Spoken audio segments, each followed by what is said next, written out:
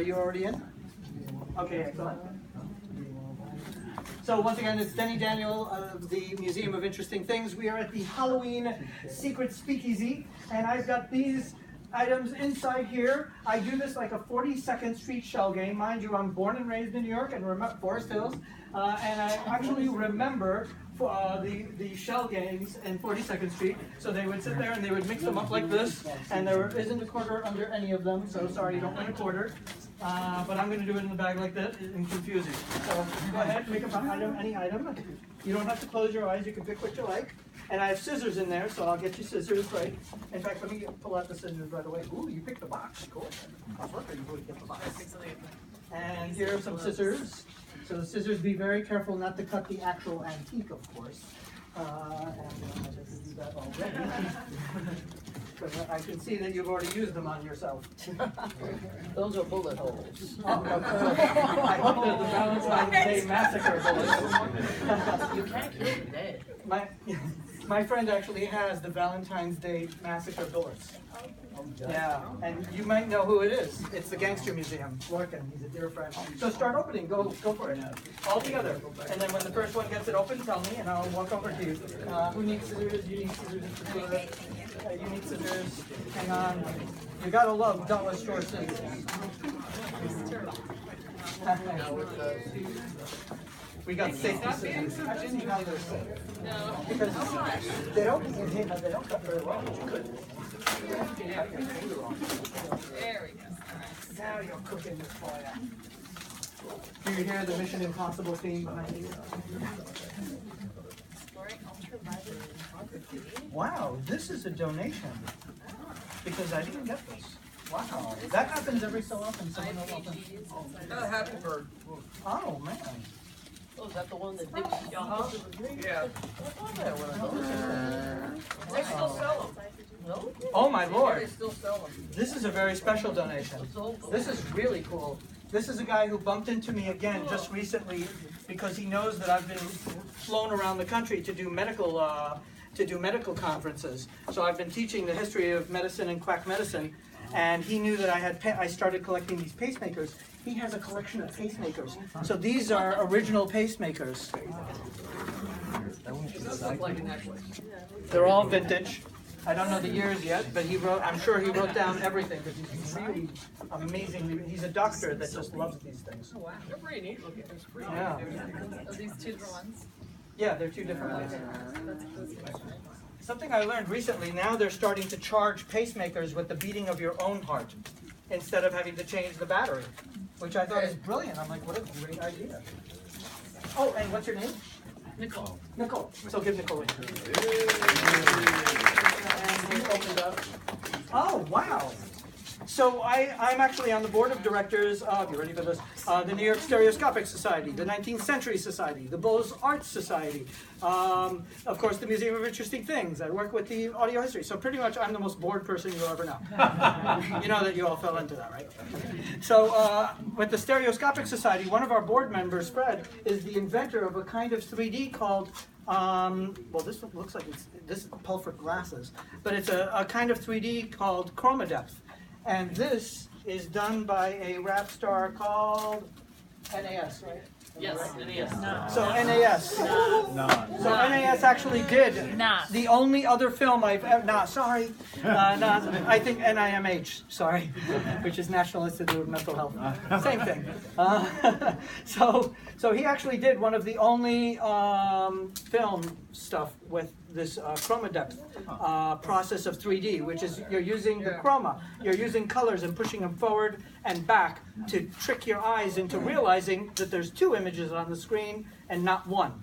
So that's how, in a nutshell, how Chroma Depth works. And what's your name? Oh yeah, it's Constantine. Excellent. That's a cool one to open. Wow. My only other one. Oh, the other film done by that. The other film done by that is Kiss.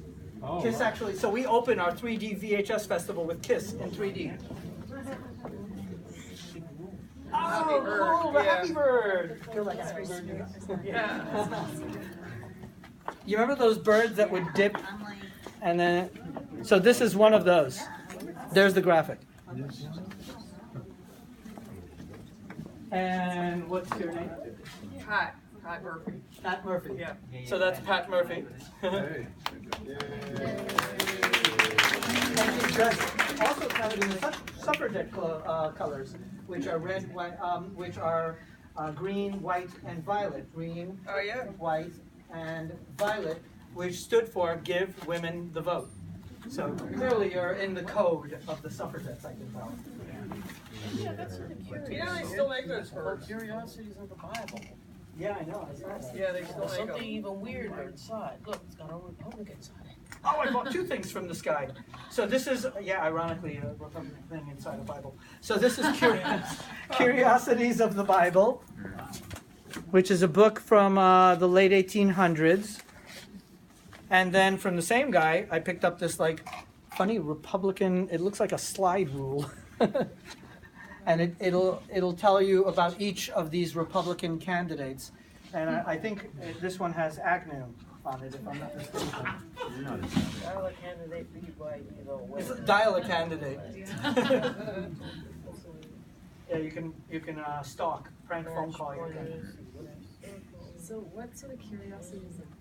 So we have a show on voting, and that's why we got that one. And the Curiosities of the Bible, I just got it, so I don't know what I'm curious to know. Yeah. But I'll never get that. What does that have to say about Bryson? I don't see it. It's blank. Yeah, exactly. That's the one you should be voting for, right there. That is our best choice. We all know that, no matter what side you're on. So let me see what the. Oh, wow! Which I have a copy of that book up front. And now I guess I'll do my little, demo of it. This is actually a writer that you know that believe we're doing a Halloween speakeasy. So the whole thing of spirit photography and all that was very popular in the late 1800s until the early 1900s. Spirit photography was when they thought if you were taking a picture, there was a spirit hanging out right behind you.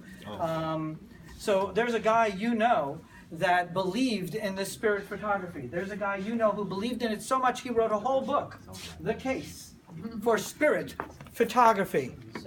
That man was, exactly, Sir Arthur Conan Doyle.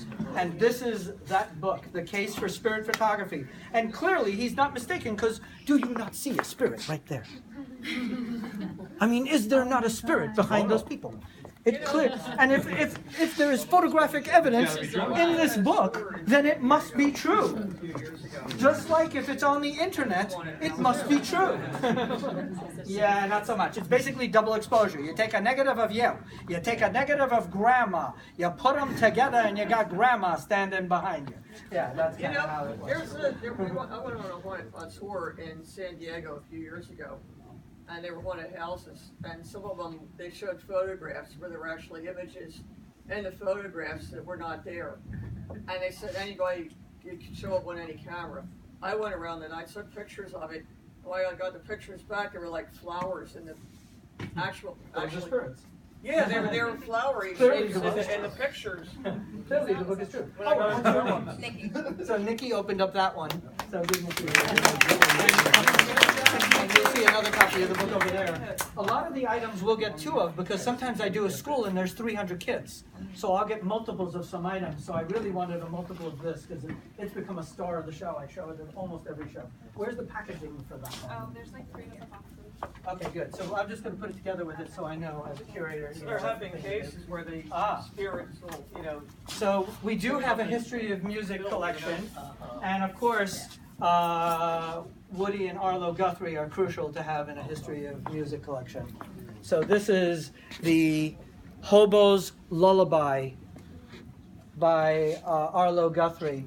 And a dear friend of mine, I had mentioned him before, but I didn't want to say, the guy from Mad Magazine who's been a staple of the museum and really the one who inspired me, the one who first touched that piece. Barry unfortunately passed a couple of weeks ago, and it's killed us all. I mean, all of us are so sad. Mad Magazine even did like a special tribute to him because he was one of the what do they call it, the Gang of Idiots. Yeah. And he was a very, very dear friend, and he used to come here all the time, and many times he would be in the back row, and just, you know, I'd bring out the violet wands, and he would be like, yeah, I was the first to touch that. And I hardly knew him that day, so it was just like, I'm not killing a writer from Mad Magazine. I'll end up on CNN tomorrow morning for sure. But at any rate, one of the girls at the memorial for him sang this Hobo's Lullaby song, and I just was like, this is the greatest song. Has anyone heard it? Okay, so we should play it today? Yeah. Okay, so after the next movie, I'll play this Hobo's Lullaby. I'm really curious to hear what it sounds like. And probably Barry will be up there smiling, going, yeah. And what is your name? I know. But we're not saying it for that. So give her a hand. She opened it. Okay, so I will start the next movie.